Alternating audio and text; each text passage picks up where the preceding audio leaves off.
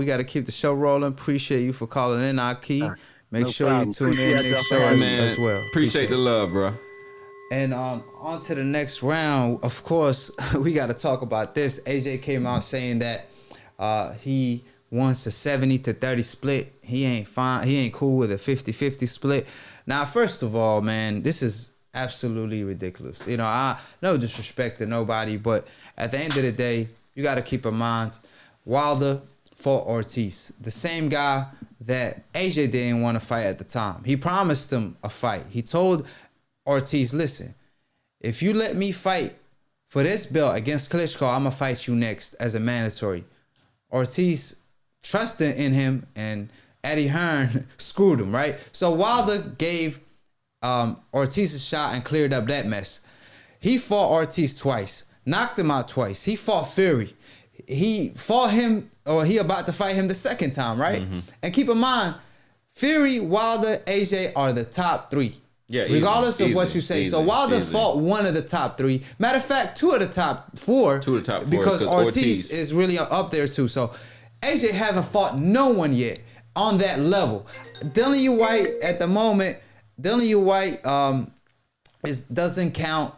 You know what I'm saying? Like, Dillian White is just a okay fighter. He like a Brazil. Wilder will treat him like a Brazil because he's just a fly on your ear that you squash when it's time to, right? Mm-hmm. So that being said, for AJ to come out and make such a ridiculous statement when he knows he's coming off a loss to Ruiz, a guy who ate burgers all day and knocked him out one day when he decided to train, and then came on the rematch overweight and lost. And AJ, one fight removed from a loss, and he gonna act like he the A side and he want a 70-30 split, even though he gave Parker at the time 34% split at the time.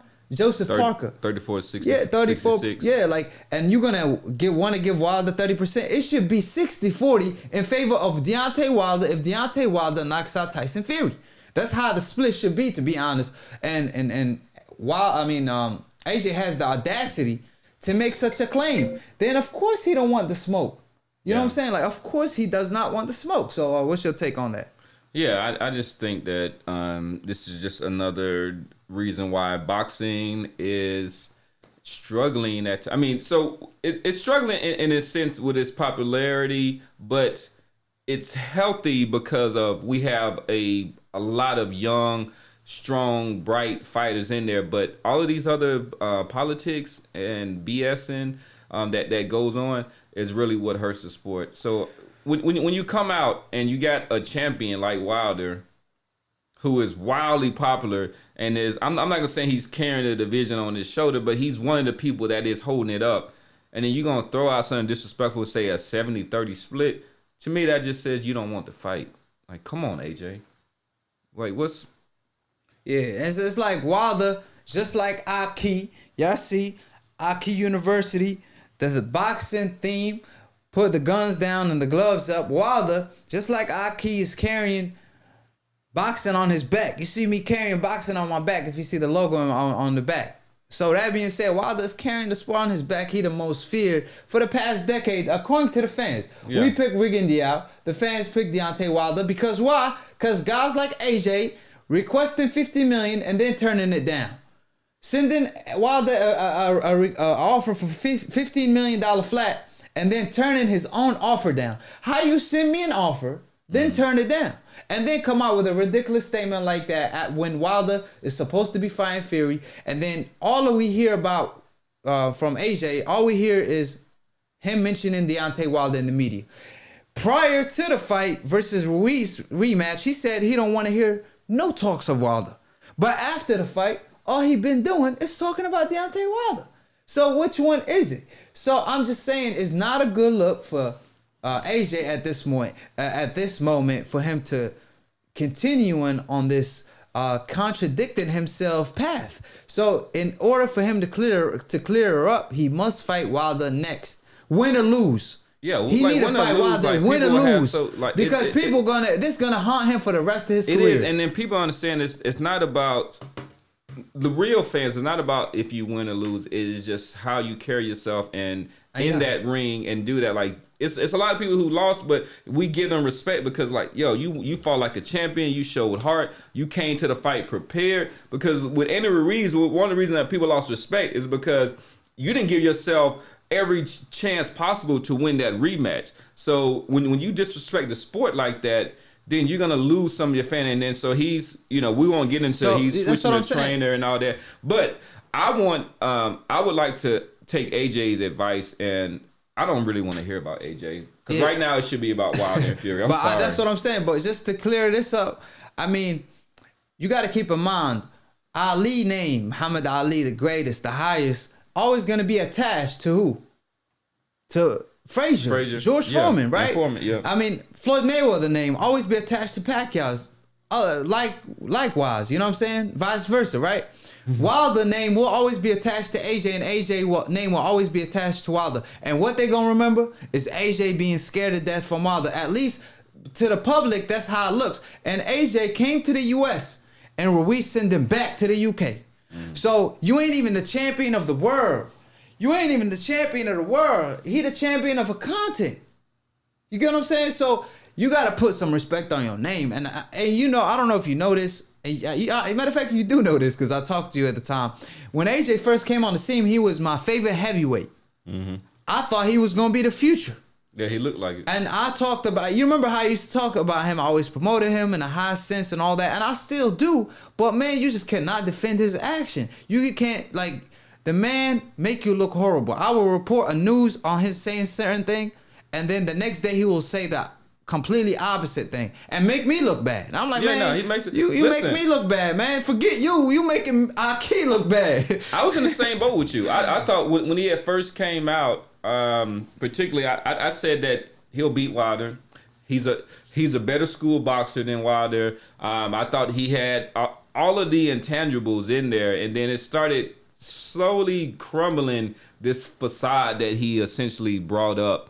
And that's because of that mental thing. But it is like a mental strong. So I want to just, it's a little bit of an addendum. So LCD Boxing says that you can say, so Wilder is holding up the sport.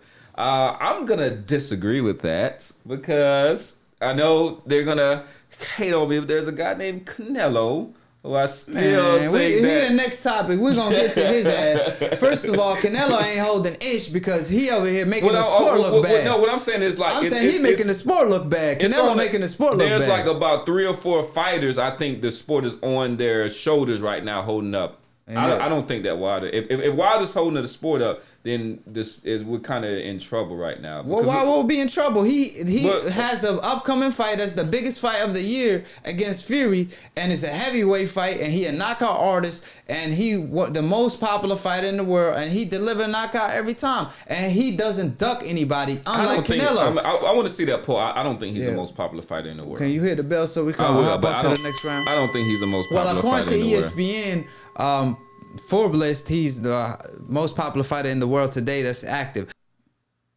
A6. Okay. How you doing, AkHi? Who this is and where you calling from? Hey, what's up? It's Sean Johnson from Marcus CT. What's going on, guys? What's up, fam? What's up, fam? How you doing? All right, chilling. Happy New Year. God bless, Yes, sir, man. Go ahead and speak it. Hey, man. Yeah, go ahead and speak your piece, bro. Speak your piece. Come on, bro. Come on. How you still with the Canelo thing? He is not holding up the sport, man. He's just holding up whatever title he got. He putting the sport down.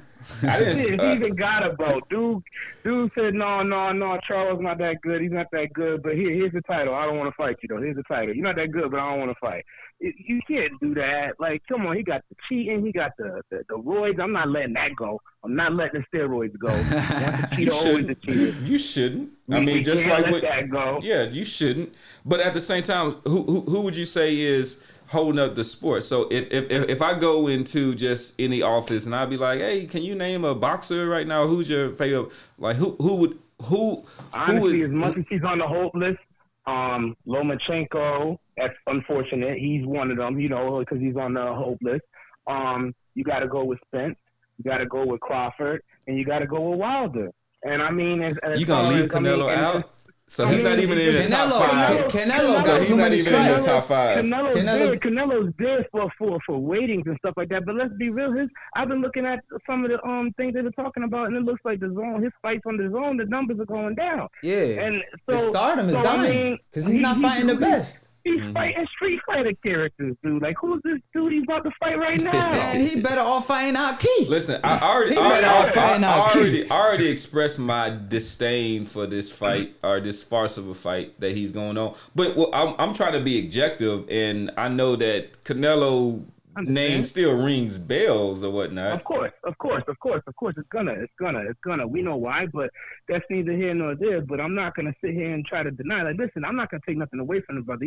He's a really talented fighter. He's really good. He's got power. He's got all of the tools to make it happen. But you can't be this high up in the game and then be picking. Like, at this point, all his fights should be great fights. No tune-up fights. Exactly. You've done all the tune-ups. Yo, my man Sean. Yeah. When is he gonna have that pretty boy stage? Like, it's supposed to be now. It's now or never. Like, and he never had it. Like, he got guaranteed purses. Win or lose, you still gonna get paid $33 million, and he ain't fighting nobody. He rather fight Rocky Fielding. All right, so so I want to say that Terrence Crawford fought Mean Machine last. Okay. Yeah, but that Mean Machine guy, he seems like he's a good. He doesn't look like a bad He ain't fighter. That's not elite. He never lost. Okay, so Murat got hold on. Let's put things to perspective. Murat lost twice already. He was undefeated in Olympian. He was undefeated in Olympian. Mean Machine was undefeated in Olympian. Yeah, but the reason they picked him because he looked terrible against Robinson. Nah, man, Crawford ain't picking. He didn't look as good. I agree with you on that. That probably was.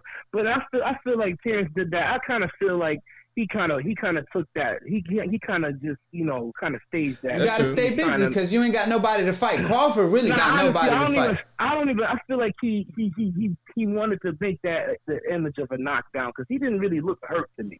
Yeah, but regardless of that, I don't know. I might be wrong. I defer to you guys. Yeah, you know what I mean? But he didn't really look hurt to me. Yeah. But so my computer about to die, Sean. So we gonna talk next show. We definitely gonna pick back up on this topic. Yeah. So call back. Definitely. So I want to get the last call in too. Appreciate it. Thank you.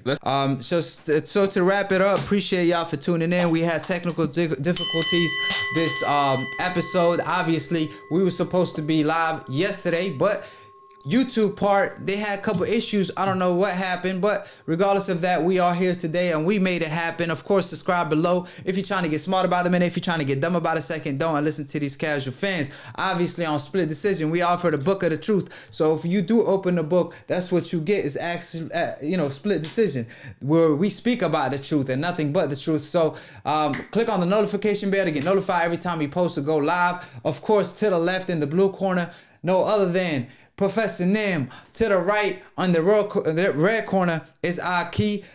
Professor Nim, let us out. Only thing I want to say is, if you real men out there, real men and women, is put your guns down, put your gloves up. And let's that's get the it, theme and we of out. AkHi. So keep in mind that, like I said, all the Canelo fans, I want y'all to call in, man. We didn't get y'all to call in today. What's up? We want all the smoke, but we want all the love as well. Appreciate all my AkHis. I don't say this enough. I appreciate every single one of y'all. I truly mean it. And may Kobe Bryant rest in peace. Gigi, his daughter. I feel sorry for his family. My condolences goes out to them. And peace, and we out. We out.